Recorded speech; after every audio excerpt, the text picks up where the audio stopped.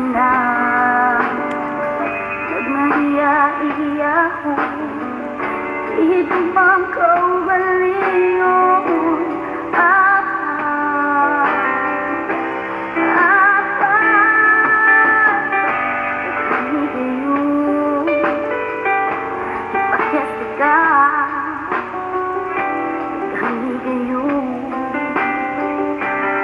Pansin na mahiya-iya mo, ihigumang kaugalingon.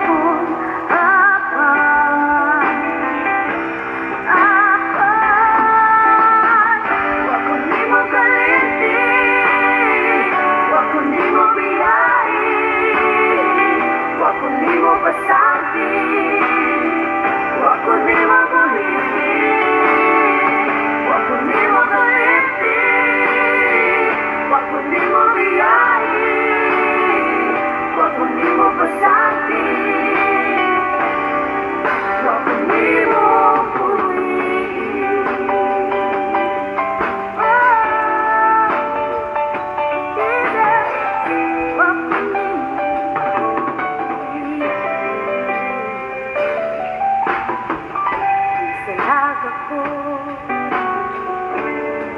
Mo bang tao, ipilit mo ako, ako ka nang kasaya. Ihiguma mo, ipangga mo, itawag sa ngalan mo, kung di wala ko tayo. Wa kundi mo kalinti, wa kundi mo biyahe, wa kundi mo pasanti, wa kundi mo buhiti,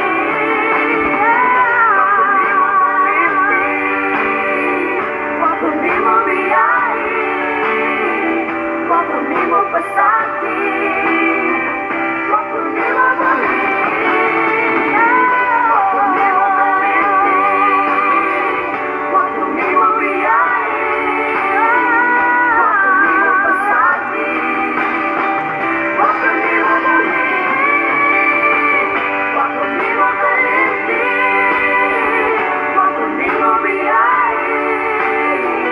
wa kundi mo pasanti.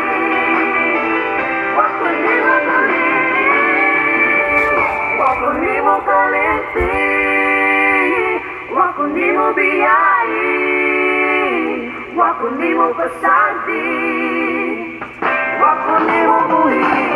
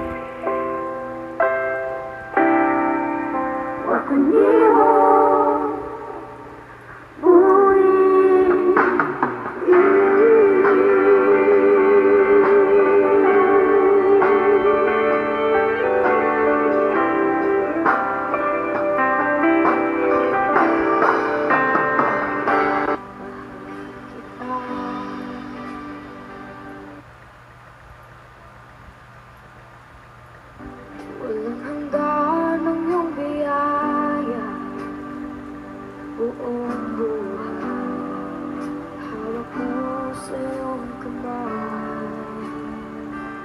Mula sa aking pagmula hanggang sa pag-ibig, awitin ko kabutihan ng Diyos. Kahit tapat sa habang buhay, kahit mabuting matagal, lanman, hanggat ako ay nabubuhay, awitin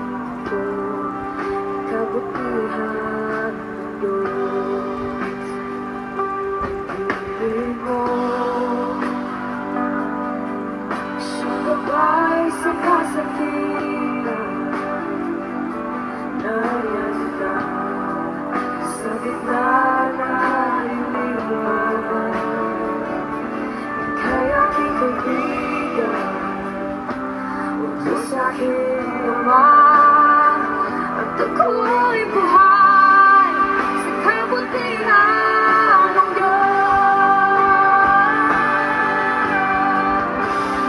Kahit kapag sa habang ika'y mabuti magpakailanman,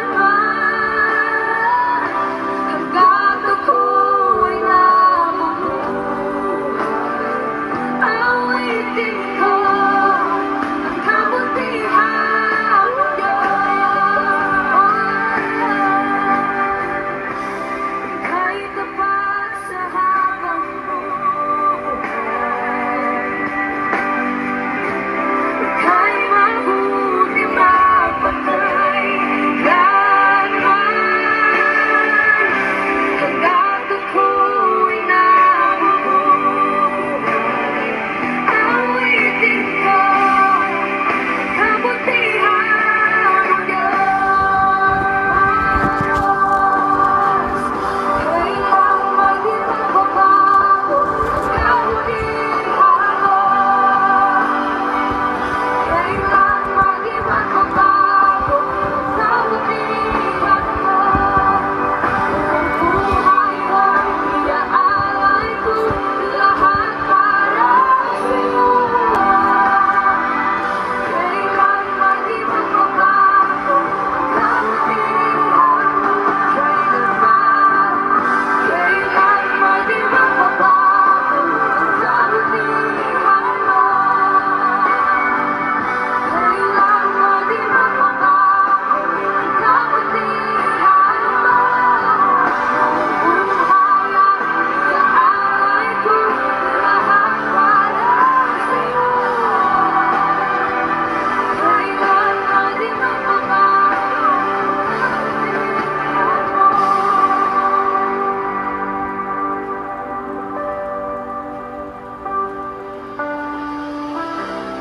kahit kapag sa habang buhay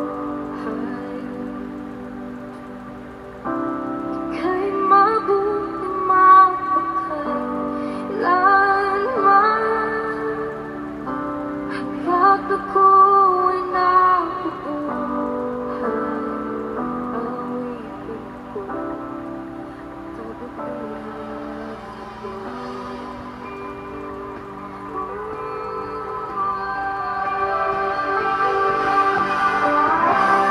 kahit kapag sa habang buhay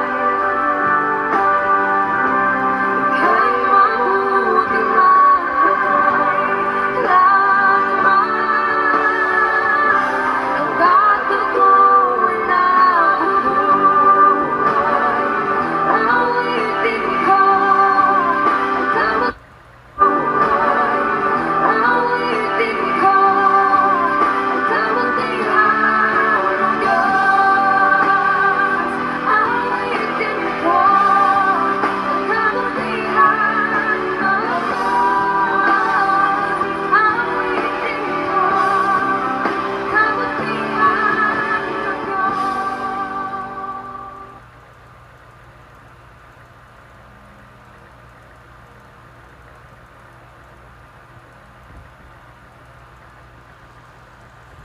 Good morning.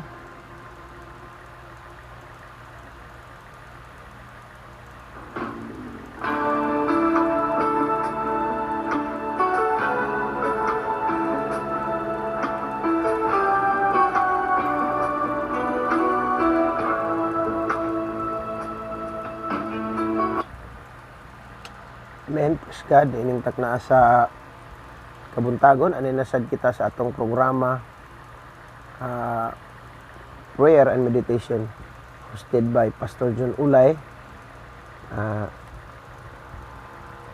from San Francisco CFC and from Evangelical Free Church of the Philippines. So, nining takna sa kabuntagon, aniya kita lang sa pagpamalandong sa pulong sa Ginoo. So, this morning,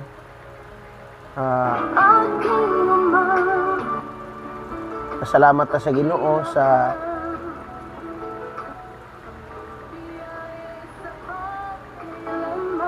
salamat sa Ginoo sa tanan niya nga gibuhat sa atong mga kinabuhi. So salamat sa Ginoo karon sa pribilehiyo nga gihatag sa tuwa nga kita makapamalandong na usab siyang pulong sa ato ang programa sa matag buntag prayer and meditation. So karong takna ang ato ang topic karon giuluhan kini og the providence of God, no? What is a providence? Providence means a divine guidance of God. It is muna siyang gitawag og divine guidance. Sa kinabuhi sa tao, dunay nagkadaiya nga mga paagi sa pagkinabuhi, mga gitawag og divine guidance. Unsa ang paagi sa Ginoo, unsa ang paagi sa pagkinabuhi, ug unsa pod ang paagi diha sa iyang kaluwasan. So, ang atong text is found in the book of Ruth, no? Gikan sa verse 1 hantod sa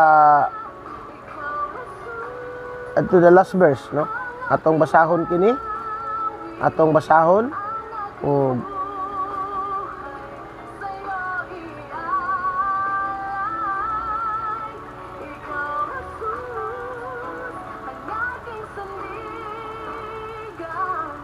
so dayon ta sa pagbasa. Now it came to pass in the days when the judges ruled that there was a famine in the land, and a certain man of Bethlehem, Judah, went to sojourn in the country of Moab, he and his wife and his 2 sons. And the name of the man was Elimelech, and the name of his wife Naomi, and the name of his 2 sons Mahlon and Chilion, Ephrathites of Bethlehem, Judah. And they came to the country of Moab and continued there.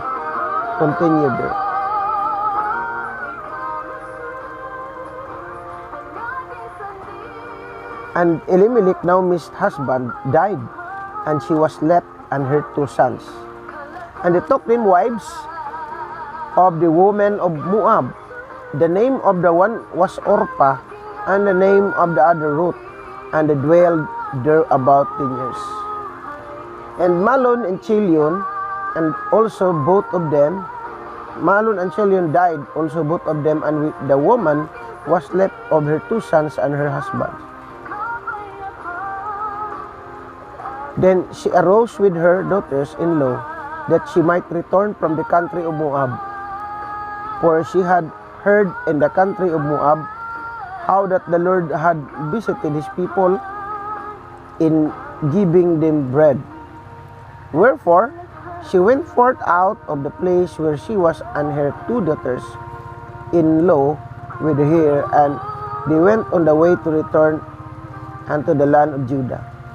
And Naomi said unto her 2 daughters-in-law, Go, return each to her mother's house. The Lord's deal kindly with you, as ye have dealt with the dead and with me. The Lord grant you that ye may find rest, each of you, in the house of her husband. Then she kissed them, and they leapt after their boys and wept. And they said unto her, Surely we will return with thee unto the people. And Naomi said, Turn again, my daughters. Why will you go with me? Are there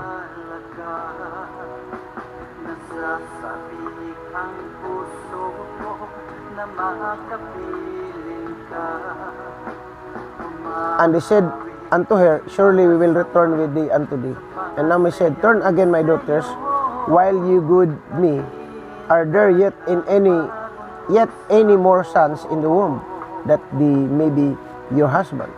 Turn again, my daughters, go your way, for I am too old to have an husband.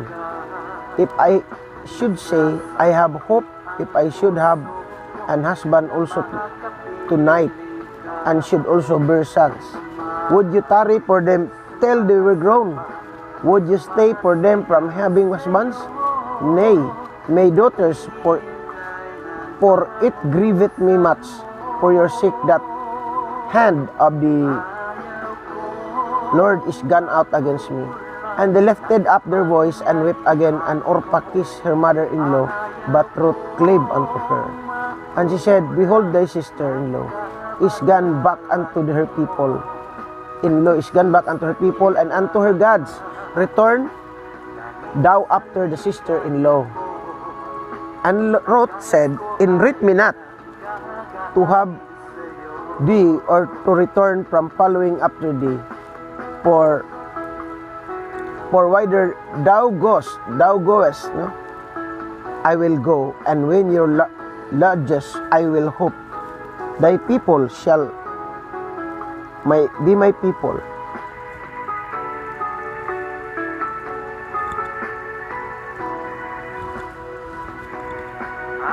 Shall be my people. Where Judas will die.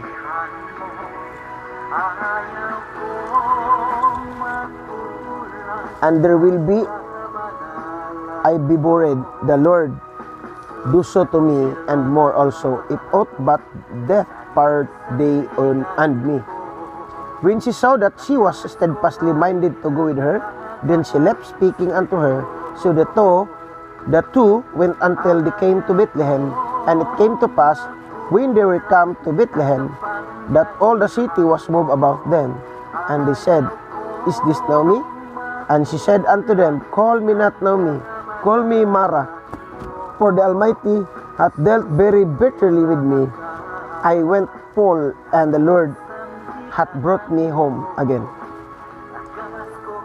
Why then call you me Naomi, seeing the Lord hath testified against me, and the Almighty had afflicted me?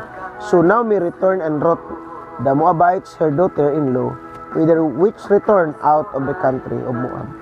And they came to Bethlehem in the beginning of the barley harvest. So, this is it. No? Muna siya ang basa na to,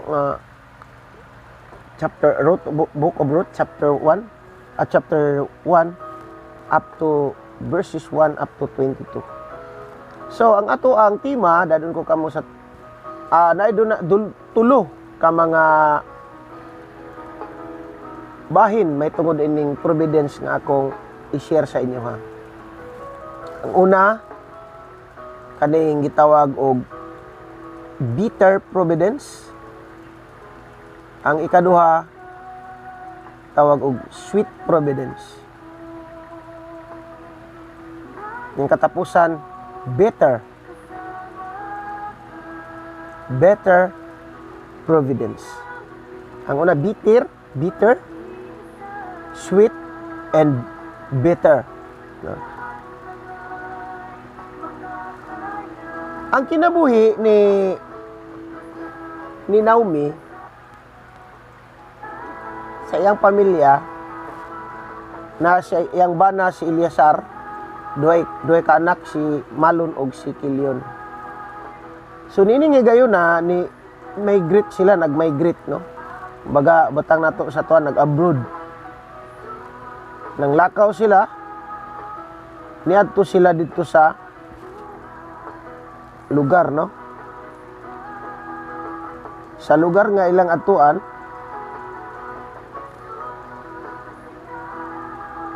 kini sila, ingon man godri, ingon padre, Elimelech and the name of his wife Naomi and the name of his two sons, Malon and Chilion, Ephrathites of Bethlehem, Judah, and they came into the country of Moab and continued there. So niadto sila dito sa lugar sa Moab aron sa pagpadayon sa ilang pangita dito og kanang panginabuhian, no? So og gidalat tanan niya, no? The name of the one was Orpah. No? Dahil ngalan diri isa.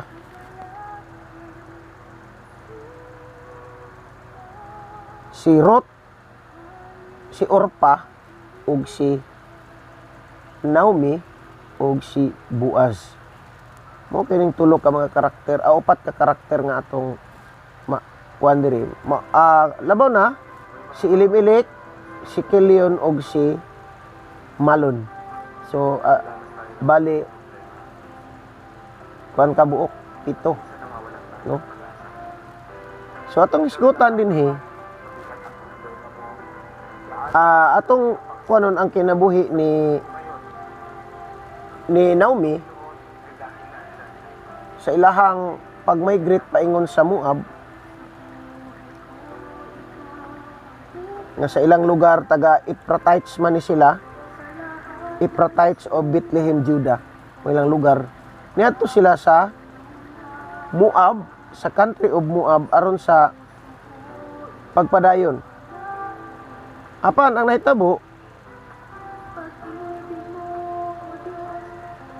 namatay si Elimelech didto o nibiya siya uban sa iyang duha ka anak. Human kini si Kilion og si Malon, and sa 4, and they took them wives of the women of Moab. The name of the one was Orpa, and the name of the other Ruth, and they dwelled there about 10 years. So naminyo kining duha ka anak ni Naomi, si Malon og si Kilion. So ang ilang asawa si Ruth og si Naomi. Og si Malon og si Kilion namatay usab, no? Namatay usab. About 10 years lang ang ilang pagpuyo, namatay na dayon ang ilang mga bana. 10 years lang, no? And both of them, and the woman was left of her 2 sons and her husband. No?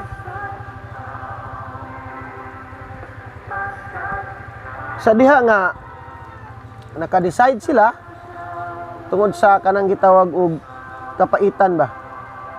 Ang atong isgutan kining bitter providence, kapaitan nga nahitabo. Sa mga panghitabo sa ilahang pamilya, instead nga gikan sila sa Bethlehem, niadto sila sa Moab pag-migrate aron sa pagpagkita nila og kanang panginabuhian. Pero unsay nahitabo, niabot sa ila ang gitawag og bitter providence.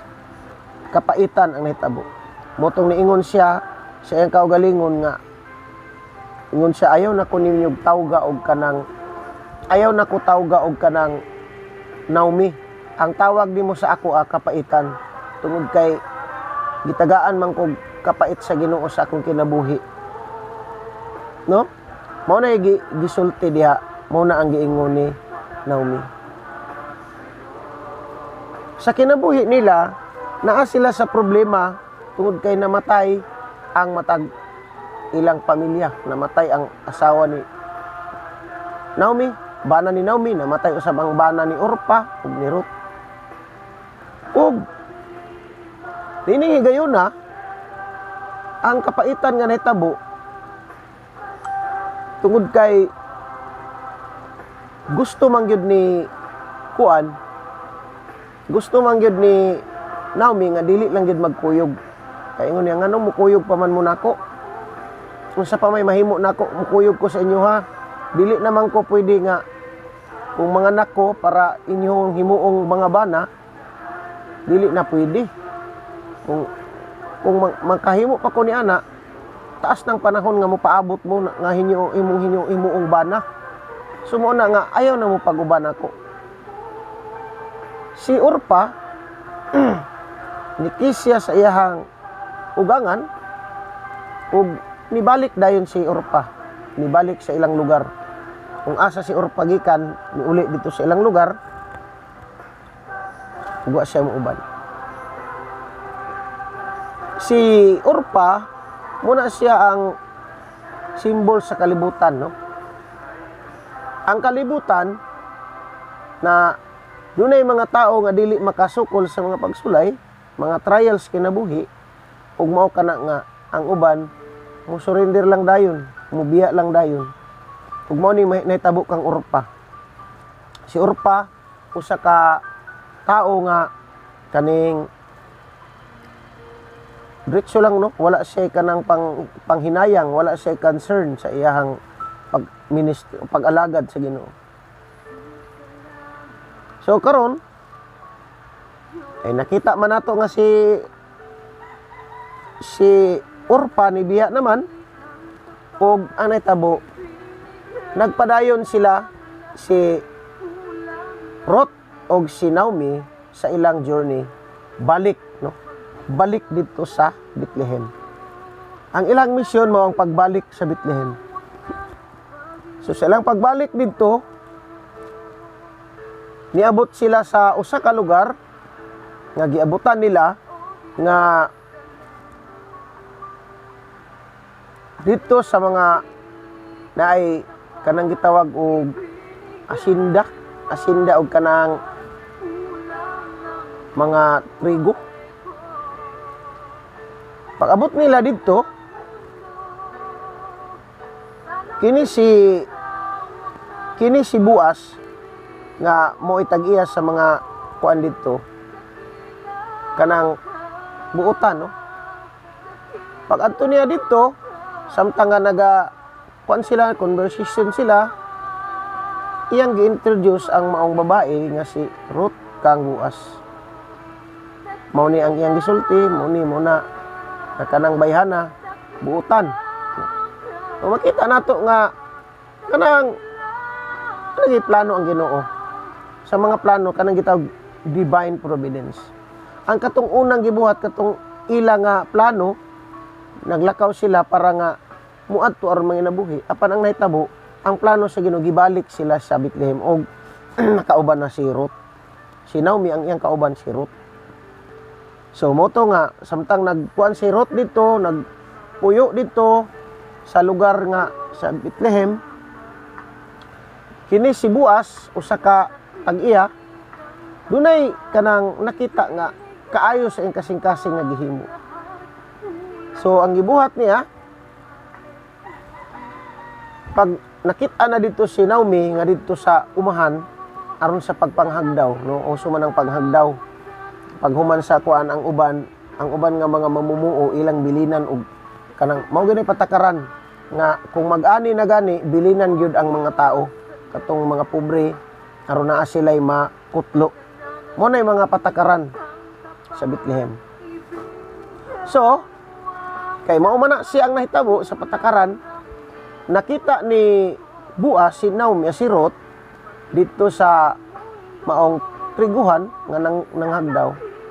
Ug nakita siya ni Boaz, ug pagkakita ni Boaz niingon dayon siya sa iyang mga katabang, kanang bayhana, kung moinom siya tubig painuma, kung mukaon siya pakana sa inyong mga gidalang pagkaon, ug ayaw siya ninyo hasula, ug mo katugituman dayon sa iyang mga sunugoon. So sa gituman na niya ang maong gisulti, sunod pagkabuntag na pod, nanapod si Naomi, buutan kaayo nga babae, kugihan kaayo nga nanghagdaw, ug nakita kini ni Boaz. Sa diyang nakita kini ni Boaz, ni ingon siya nga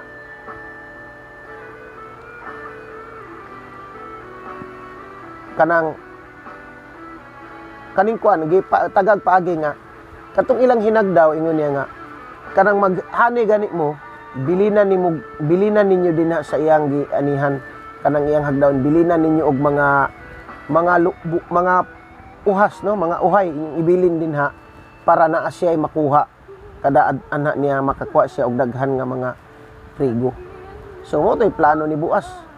Ang iyang plano nga tagaan og mga kuan didto para nga naay makuha.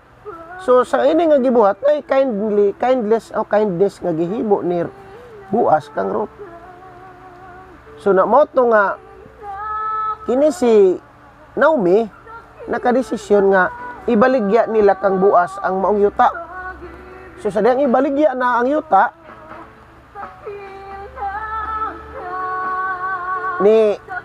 kuan kanang kumbaga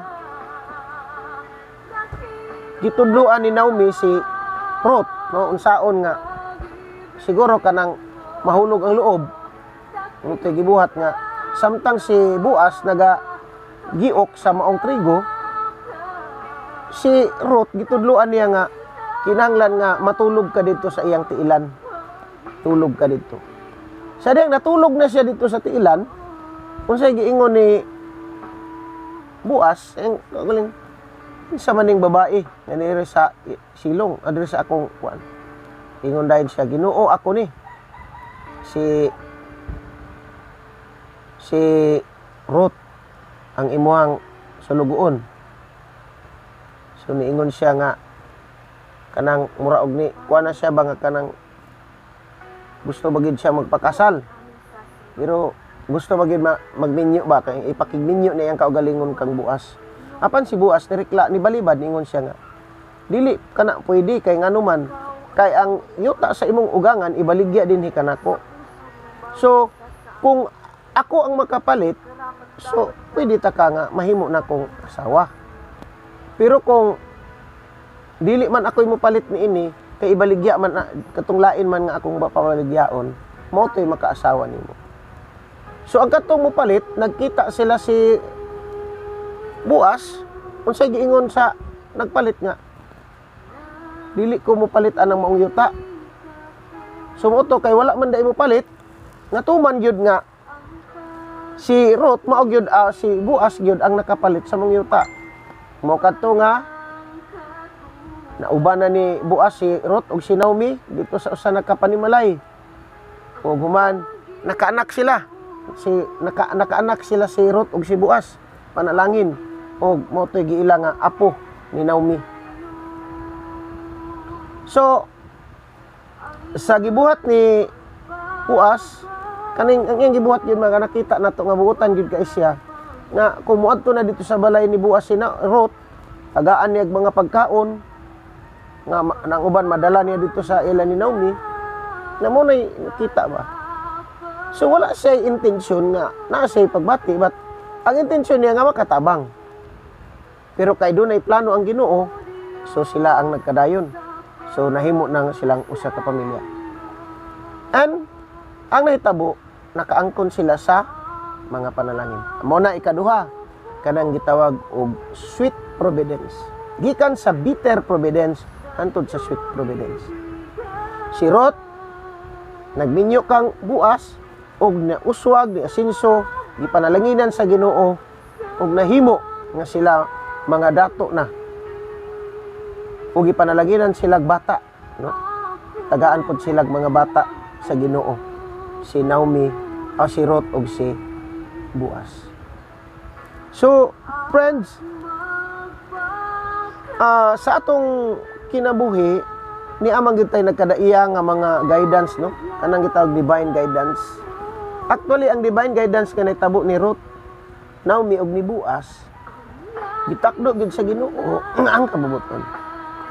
Actually sa panahon karon sa linya ni kuan Ruth, si Ruth kining lula na ni Jesus. Lula.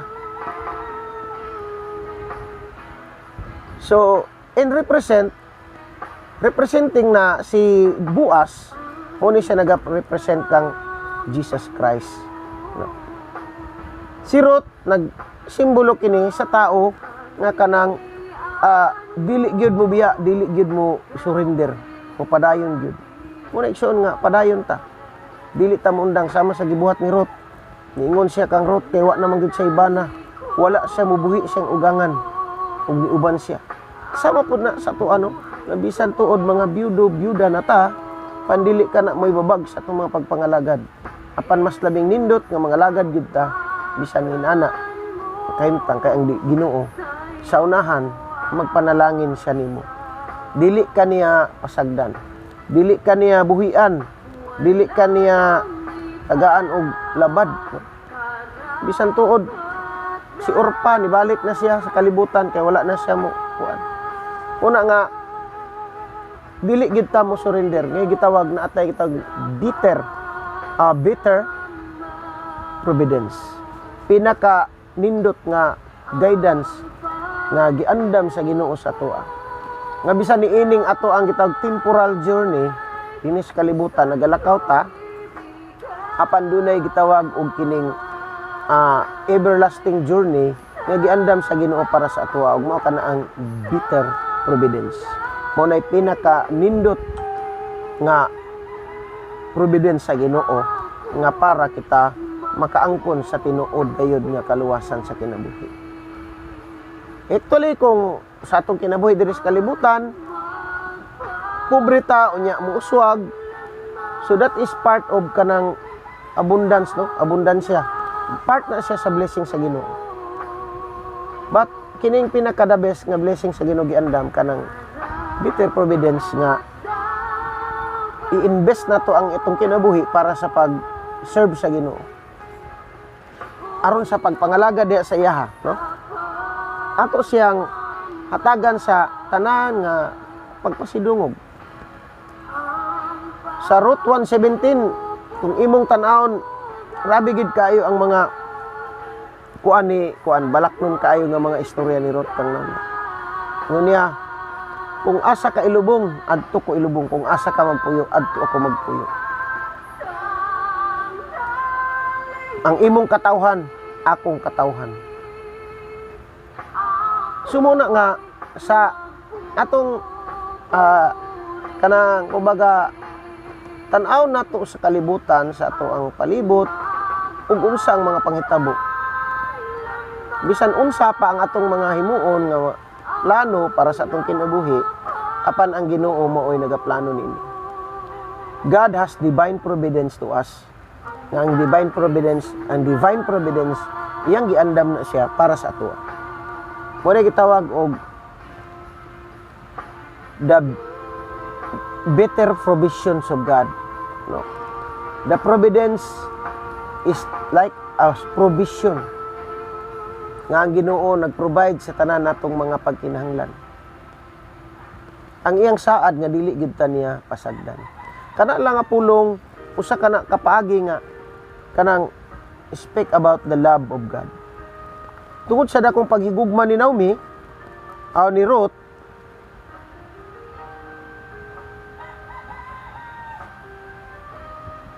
so salamat gid kay sa Ginoo tungod kay maayo siya sa atong kinabuhi. No? Praise God. Atong nakita karon nga nata sa pandemic sa mga problema, no? Kasi kung sao nato kung dili gid nato idangop sa Ginoo kining atong mga problema, dili gid ta mo success. No?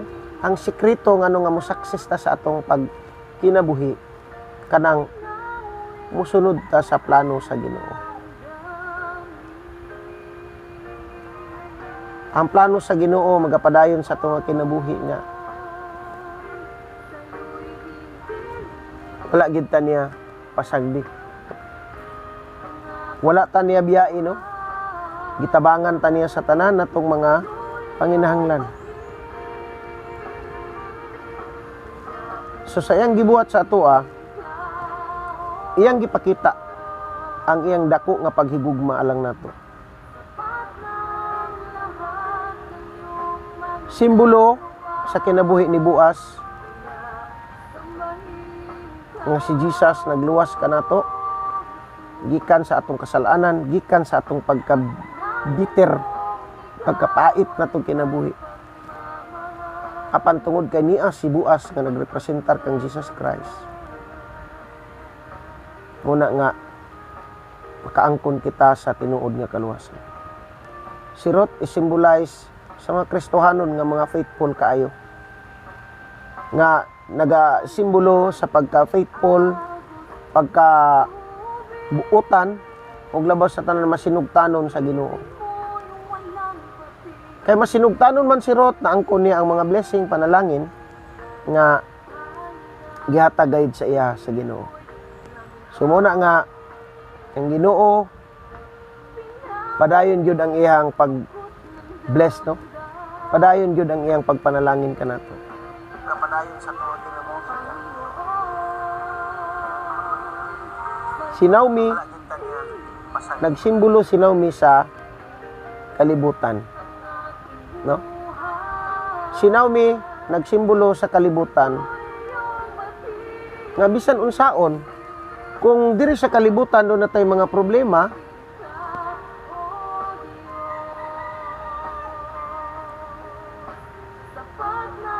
wala lang yun mo surrender. Si Naomi, nibalik siyang lugar, o dito nagkinabuhi, uban kang Ruth. No?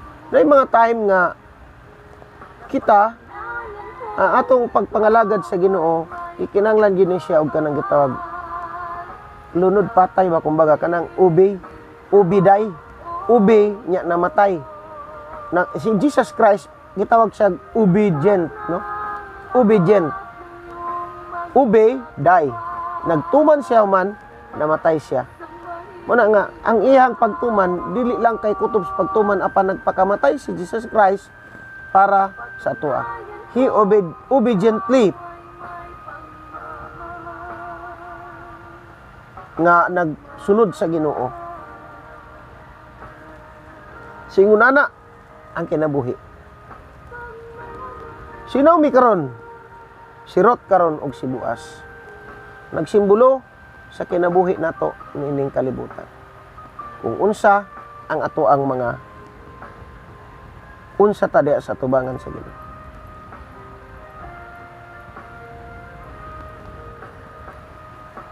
Muna igsuon, ihatag nato ang atong itawag og panalangin, ihatag nato ang atong kaugalingon sa Ginoo sa tanan ng mga plano. Ang Jeremiah 29:11 nag-ingon dito nga, for I know the plans I have for you, not to harm you, but to prosper you and give you hope and a future. Muna ang plano sa Ginoo sa ato. So igsoon, salamat guys sa iyang madagayaon nga mga pulong nga tungod niini kita nadasig sa iyang pulong. Kung wala ang pulong sa Ginoo, dili kita mahimo nga ma-realize nato ang atong kaugalingon. Tungod kay dili gyud nato no makuan sa atong kaugalingon kung unsa gyud ang Ginoo. Kung unsa ang Ginoo sa imong kinabuhi, unsa ang Ginoo ni Ruth, kinsa ang Ginoo ni Naomi, mausab ang atong Ginoo. Muna nga be faithful lang kita kanuna igsuon. Dili lang kita kanang gitawag og magdali-dali sa atong mga desisyon, but we must follow and obey the will of God. So this morning, salamat kayo og ang ako lang nga padayon ta sa pagpangalagad. Padayon ta kanang gitawag og backward never, forward ever. Una siya og God bless us all. Sa matag usa salamat sa mga nagapanatalinghog sa mga pulong karon. Maayong buntag sa tanan. So kung naaman mo sa maayong panglawas, ako nang hinaot nga kamo anaa sa maayong panglawas, o ako nang hinaot nga kamo malipayon, o ako nang hinaot nga kamo anaa karon sa maayong kahimtang. Ako na padayon sa pagampo gyapon kaninyo nga kamo nga kita ilayo sa mga pandemic, no, ilayo kita niining mga dautan nga mga virus karon. So mo na igsuon magpray ta before ta mo muadto sa atong mga sa lain pang mga trabaho. So di sa ta mo kuan kun dili magampo ta. So magpray ta.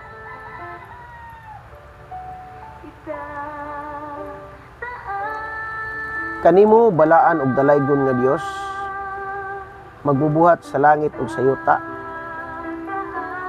takos sa tanang pagdaig, takos sa tanang pagsimba, takos sa tanang paghimaya. Kanimo lang itong amahani nga takna karon sa kabuntagon. Salamat Ginoo sa imuhang hangin. Salamat sa tubig. Salamat sa ginhawa. Salamat sa kinabuhi Ginoo nga imong gihatag namo. Nga all of this dili mi makahimo kung sa amo lang kaugalingon. But salamat Ginoo sa imo Ginoong modagayaon Ginoo nga blessing alang namo. So ako nagampo padayon Ginoo nga ikaw sa mga protection kanamo. Magapalayo sa mga kadaot, magapalayo sa kahimtang nga kanang kalisod sa amo Lord. But this moment I pray nga ikaw Ginoong Dios mo ay padayon Ginoo sa pagpanalangin kanamo. Sa pagsulod sa among mga panudlanan. Huwag labas sa tanan sa panudlanan sa espirituhanong bahin sa among kinabuhi. Nga mapuno kami Ginoo. Mapuno kami sa mga panalangin Lord. Mapuno kami sa imong gugma. Ug mapuno kami sa imong kadagayaon. Kadagaya. A providence is from you, O God. Salamat kayo. Ikaw sa mga protection sa matag usan ining pandemic karon. Ikaw magalikay kanamo sa maong kahimtang ganiini karon Ginoo niya sa pandemic. Apan ako nagampo nga ikaw magaprotection kanamo. Nang iyon man imong pulong Ginoo sa Psalms 23:1. The Lord is my shepherd, I shall not want. So walay makulang namo Ginoo mo kana imong mga saan. Salamat Lord sa imong madagayaon nga pagsaad ka namo.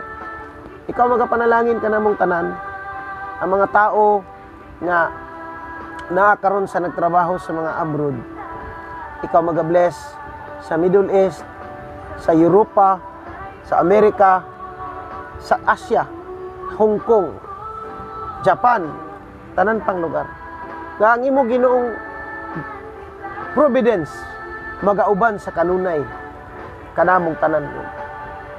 Muna akong prayer Ginoo nga tabangi Ginoo kining mga tao. Ako sab nagampo sa mga pastors. Kay ikaw magatabang sa tanang mga pastors Ginoo, magabless sa ilaha, padayon kas pag-uban sa ilaha, sa ilang mga panginabuhi, sa ilang kinabuhi matag adlaw, sa ilang trabaho. Ug bisan pa man Lord sa mga membro sa mga kasimbahanan. Ug labos tanan nagampo ko niadtong mga tao nga wala pa pud nakadawat ng Kristong ilang manluluwas. And I pray Lord nga kami tagaan pa nimong kasibot kadasi Ginoo sa pagsangyaw sa imong pulong ngadto sa ubang mga tao nga wala pa makabaton sa kaluwasan. Ginoo, salamat gid kay sa imong madagayaon nga mga panalangin. Ipasalamatan ko gid ikaw Ginoo tungod kay walay imposible nimo Ginoo. Salamat kayo. Dalaygon ka sa walay katapusan. Hallelujah. Kini nga takna Lord, espesyal kini nga adlaw nga gihatag nimo namo. Busa salamat kaayo niini Ginoo. Ug tingod niini Lord, akong gitugyan kanimo ang tanan akong pag-ampo. Labas na nagampo ko sa akong pamilya. I-bless ang pamilya, ikaw mga protection, mga tabang, mga hatag ko kabas ko sa lawas sa kanunay sa mga trabaho. Bisan sa tanan akong pamilya dito sa Davao, ulay family, mga kaparintihan. Ako mga pag-ampo nga padayon ang imo Ginoong pagkigsulti kanila. So kasing-kasing nila Ginoo. Nag-ampo sad ko bisan pa man sa dinhi sa San Francisco, Agusan del Sur. Mga katawhan, ako nagapadayon sa pag-ampo. Bisan pa man sa among Ginoong municipality, ang among mayor, Mayor Solomon Teropila, ang among vice mayor, ginaampo na ko sila Ginoo. Si Vice Mayor Bernardino Orsos. Ginoo, nagampo ko nga ikaw Lord panalangin kanila. O bisan pa man sa mga SB members, sila si SB Kuroy Inson, SB TD Plaza, SB Dandan, si SB Diasis, si SB Tayundun, si SB Tandog, si SB Reperto, si SB Quintero, Minda Quintero. Ako nagampo Lord.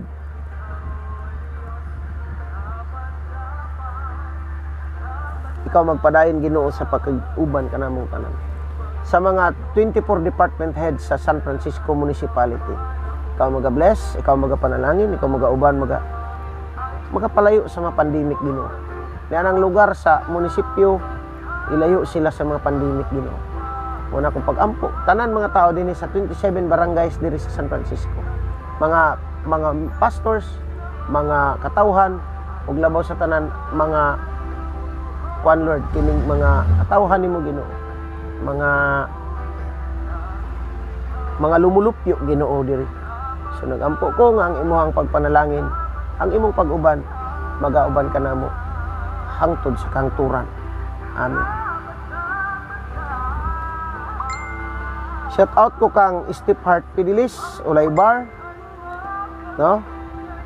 Take care dia pin ta. So ang Ginoo magapanalangin sa imuha. Praise the Lord. No?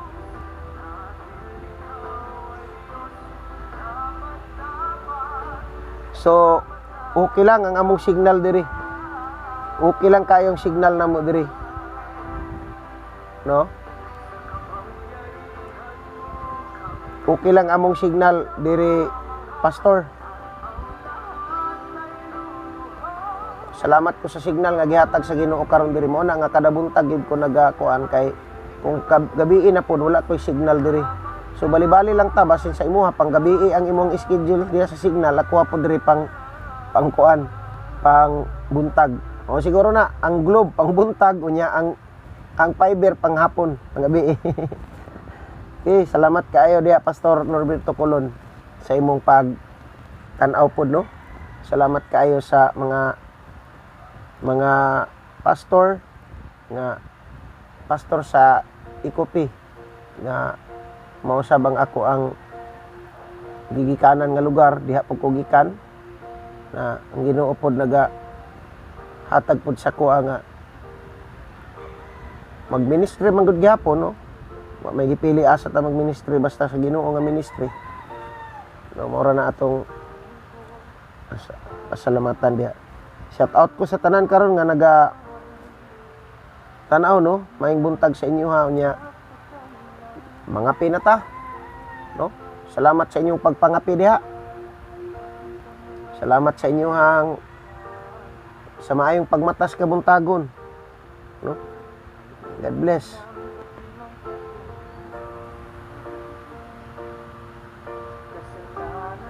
So, thank you, no, sa ato ang pagkuan karon. Salamat sa inyong thank you. And goodbye. And God bless. So, this is it. Salamat. And let's end our program. And see you tomorrow.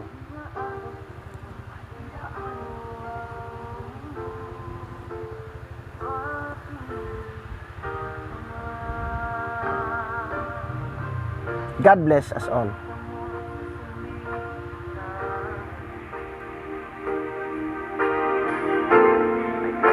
Na